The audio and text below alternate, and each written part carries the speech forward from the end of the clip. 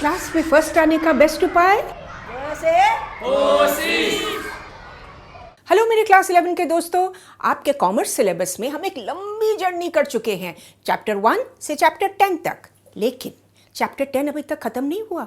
ये जो domestic trade वाला चैप्टर है ना, इसमें हमने पहले होलसेल देखा, फिर हमने रिटेल देखा। अब रिटेल में 4 चीज़ें बाकी हैं जो हम आज के वीडियो में देखेंगे। ये 4 चीज़ें हैं। तो सबसे पहले हम देखेंगे मेल ऑर्डर हाउसेस या डाक आदेश घर। ये क्या चीज़ है? न्यूज़पेपर में ना ऐसे एड्स निकलते हैं। देखो इस ऐड को। इस ऐड में एक पिक्चर रहेगा, कुछ डिस्क्रिप्शंस रहेंगी, प्राइसेस रहेंगी, कुछ स्पेसिफिकेशंस रहेंगी और एक एड्रेस रहेगा। आप इनको लिखेंगे तो वो आपको ना एक कैटलॉग भी भेज सकते हैं। आपने कैटलॉग देखा और आपने किसी चीज़ का ऑर्डर प्लेस किया, वो ऑर्डर आपके घर पहुँच जाएगा। और पेमेंट आप कैसे करेंगे? पेमेंट के 3 तरीके हैं। नंबर 1, आप पूरा पेमेंट पहले भेज दो, वो आपको चीज़ भेज देंगे। Number 2, value payable by post, वो आपको डाक से भेजेंगे और आप जब डाकघर को पेमेंट करेंगे तभी वो आपको आपका गुड्स रिलीज करेंगे। तीसरा है कि वो ना बैंक के थ्रू भेजते हैं। आप गए बैंक के पास कि ये मेरा सामान आया है, बैंक कहेंगे आप पेमेंट करिए और फिर अपना सामान आप छुड़ा लीजिए। तो ये कौन सी चीज़ों के लिए सूटेबल है? देखो इसको, 1, 2, 3, 4, 5 and 6। तो इसके तो कुछ सुविधाएं हैं, कुछ एडवांटेजेस हैं जो आप खुद ही समझ रहे हो। नंबर 1 एडवांटेज है कि आप बहुत कम खर्चे में दूर दूर तक ऑडियंस को आप पहुंच सकते हो। ना तो आपका कोई दुकान है एक जगह पे फिक्स्ड, आप तो मेल से कर रहे हो, न्यूज़पेपर में एड्स डाल रहे हो, जगह जगह पे एडवर्टीजमेंट डाल रहे हो। इस एडवर्टीजमेंट तो दूर दूर देश तक पहुंच जाती है और फिर आपके खर्चे बहुत कम हैं क्योंकि ना आपके पास फिक्स दुकान है, ना आपको बड़ा सा स्टाफ रखना है, कोई मिडिल मैन भी नहीं है। इससे सुविधा तो है ना। 3rd नंबर में आपका ना कोई बैड डीलिंग नहीं होगी क्योंकि जब तक वो पेमेंट नहीं करेंगे तब तक आप सामान उन्हें रिलीज नहीं करोगे। और कस्टमर के लिए क्या सुविधा है? आप घर बैठे बैठे ऑर्डर दे रहे हो, घर बैठे बैठे आपको सामान मिल रहा है। तो ये जो 5 चीज़ें हैं बहुत इंपॉर्टेंट, इसको एक बार फिर से देख लो। कुछ लिमिटेशंस भी है। नंबर 1 लिमिटेशन है कि इसका नेक्स्ट स्कैम हो सकता है। आपने तो पैसे भेज दिए, सामान आया नहीं, आप उस एड्रेस पे गए तो पता चला वहाँ कोई है ही नहीं। तो एक स्कैम होने की चांस तो है इस चीज़ में ज़रूर।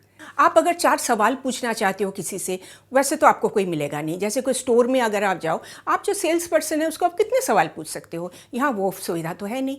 और पोस्ट सेल, उसका तो कोई सर्विस का नामो निशान नहीं है। तो ये जो चीज़ें हैं इसको थोड़ा सा आपको ध्यान रखना पड़ेगा। रही बात जो सेलर की, उसके लिए एक बहुत हाई कॉस्ट होता है प्रमोशन का।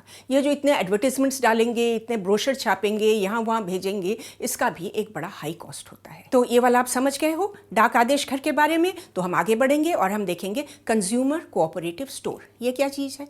ये स्टोर्स ना आपको दिखेंगे बड़ी पब्लिक एरिया में जहाँ काफ़ी फुटफॉल होता है। और इस स्टोर को स्टार्ट करते हैं कंज्यूमर्स खुद मिलकर। कोई 10 मिनिमम लोग चाहिए जो एक साथ इकट्ठा को करते हैं, हम एक कंज्यूमर कोऑपरेटिव सोसाइटी स्टार्ट कर रहे हैं और वो उसको सोसाइटीज़ एक्ट के अंदर रजिस्टर करते हैं।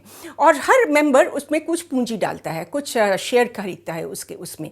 तो ये जो उसकी जो पूंजी होती है, ये मेंबर्स के जो शेयर होल्डिंग है उसी से बनती है। तो ये क्या करते हैं, ये ना होलसेलर के पास जाकर बिग अमाउंट्स खरीदते हैं सामान का, एक लो प्राइसेस, और उसी लो प्राइस में वो कोशिश करते हैं कि अपने मेंबर्स को ये मिले। इसकी मैनेजमेंट भी बहुत डेमोक्रेटिक तरीके से होती है। जो मेंबर्स हैं वो अपने बीच में इलेक्शन करके मैनेजमेंट करते हैं। इनके जो अकाउंट्स होते हैं ना, एनुअली साल में एक बार रजिस्ट्रार ऑफ कोऑपरेटिव सोसाइटी द्वारा इसकी ऑडिटिंग होती है। और अगर देखा गया कि इन्होंने कुछ प्रॉफिट कमाया है तो जितने मेंबर्स हैं ना उन सबको यह प्रॉफिट बांटा दिया जाता है। तो इसके एडवांटेजेस क्या है?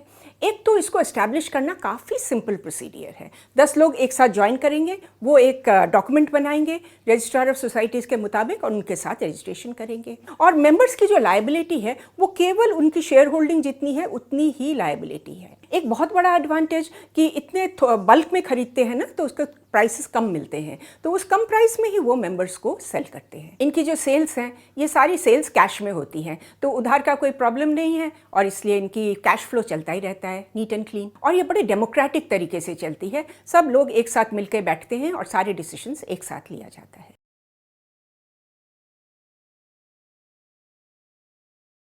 इसकी कुछ लिमिटेशंस भी हैं। नंबर 1 लिमिटेशन ये है कि इसके अपने मेंबर ही कभी कभी नहीं खरीदते हैं, वो बाहर जाके खरीदने लगते हैं। ये तो प्रॉब्लम की बात है ना। नंबर 2 जो है वो है मोटिवेशन का अभाव। जो लोग इसमें काम कर रहे हैं उनके तो कुछ पैसे बढ़ने नहीं है, कोई इंसेंटिव भी नहीं मिलना है, इतना सेल करेंगे तो बहुत सारा हमें इंसेंटिव मिलेगा, वो सब चीज़ें तो यहाँ है नहीं। तो ये थोड़े से डीमोटिवेटेड भी हो सकते हैं, इनकी कोई ट्रेनिंग भी नहीं होती। और एक और प्रॉब्लम जो होता है कि इनकी जो फंड्स होती है ना, ये उतनी ही फंड्स हैं जितने मेंबर्स ने दिया है, इसको फंड बढ़ाने का भी कोई तरीका नहीं हो। इसको आपने अच्छी तरह से समझ लिया ना, तो इन पॉइंट्स को एक बार फिर से देख लो। अब हम तीसरे नंबर पे जाएंगे जो है सुपरमार्केट, सुपर बाजार। ये कोई बड़े पब्लिक एरिया में होती है जहाँ काफ़ी लोगों का आना जाना रहता है। और लोग सुपर बाजार में क्यों खरीदते हैं, क्यों खरीदना प्रेफर करते हैं? एक तो प्राइसेस बड़ी रीजनेबल होती हैं, बहुत सारा सामान एक छत के नीचे मिल जाता है। सो दीज आर कन्वीनियंसेस जिसके लिए लोग यहाँ जाना पसंद करते हैं। किस टाइप की चीज़ें यहाँ मिलती हैं? जैसे फूड स्टफ्स मिलते हैं, घर का सामान मिलता है, दवाइयाँ मिलती हैं, बर्तन एट्सेट्रा, ये सारी चीज़ें यहाँ मिलती हैं। और ये जो सारा सामान है ये अलग अलग डिविजन्स में है। आप कोई भी डिवीजन में चले जाइए, फूड, कितने सारे ब्रांड के फूड स्टफ आपको मिल जाएंगे, कितने सारे ब्रांड्स के आपको फर्नीचर मिल जाएगा, कि इस तरीके की चीज़ें सुपर बाजार में आपको मिल जाएंगी।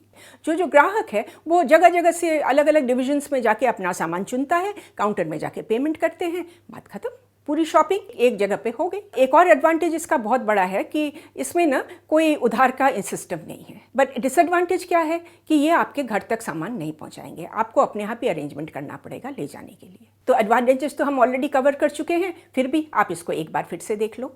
1, 2, 3, 4 एंड 5।